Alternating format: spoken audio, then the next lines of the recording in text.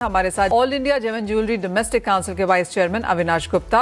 अविनाश, आपसे पहले जानना चाहेंगे, जिस तरह से हमने सोने के प्राइसेस में ऑल टाइम हाईज बनते हुए देखे हैं, 1,34,000, मार्केट्स को लगता है 1.5 लाख 170 जैसे लेवल्स शायद अगले साल में एक पॉसिबिलिटी है।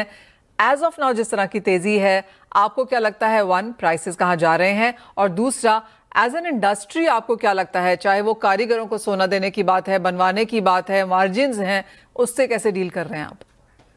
नमस्कार मनीषा जी, आपने जो क्वेश्चन पूछा है, पहले तो प्राइस की बोल देता हूं।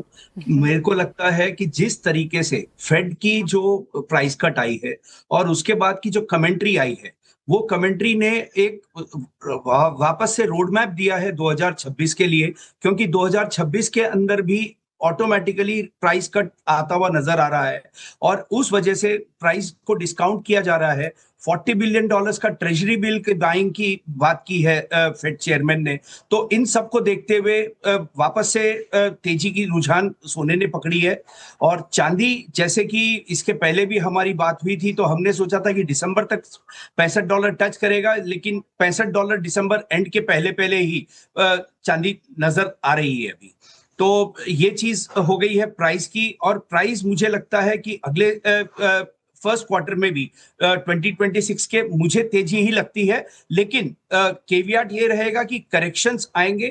Corrections can be very deep, it can be 8 to 10% corrections. उसको अपने को ध्यान रखते हुए ही अपने को सोने और चांदी के अंदर पोजीशंस बनानी चाहिए। This is the point I want to make on price Manisha ji.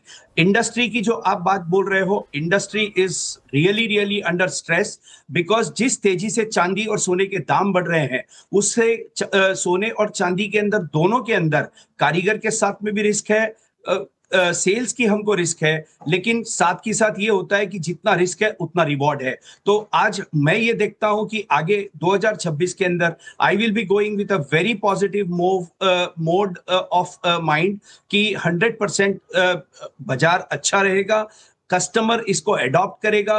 Industry light weight और लोअर कैरेटेज के अंदर सामान बना करके कस्टमर की जो पॉकेट फ्रेंडलीनेस है उसको ध्यान में रखते हुए ही ये सारी चीजें करेगी मनीषा जी।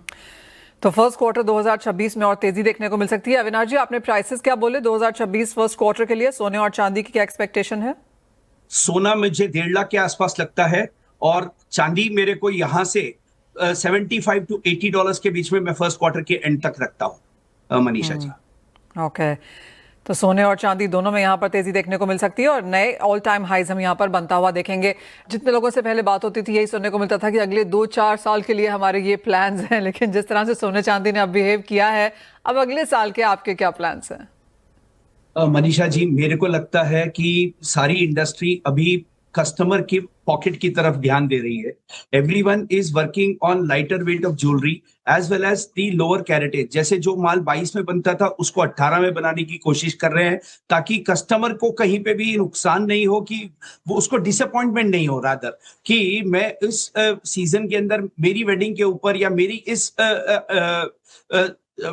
सेलिब्रेशन बनता था उसको 18 में बनाने की कोशिश कर रहे हैं, ताकि कस्टमर को कहीं पे भी नुकसान नहीं हो, कि वो उसको डिसअपॉइंटमेंट नहीं हो, रादर कि मैं इस सीजन के अंदर मेरी वेडिंग के ऊपर या मेरी इस सेलिब्रेशन के लिए आई वांटेड दिस ज्वेलरी, लेकिन मेरे बजट में नहीं आ रही है। सो उसके लिए the entire industry is working on that, and we are also working on light weight jewellery for this season Manisha ji. 2026 के अंदर we have planned only for the light weight jewellery. Consolidation होगी, expansions होंगे, और आप कैसे देखते हैं consumer buying? Consolidation is there, 110% consolidation होगा।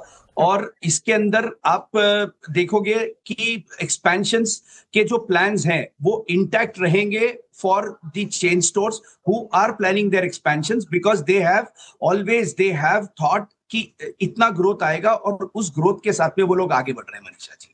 बहुत शुक्रिया आप सभी का साथ जुड़ने के लिए, प्राइस पर इंडस्ट्री और अपने प्लान्स हमारे साथ यहाँ पर शेयर करने के लिए।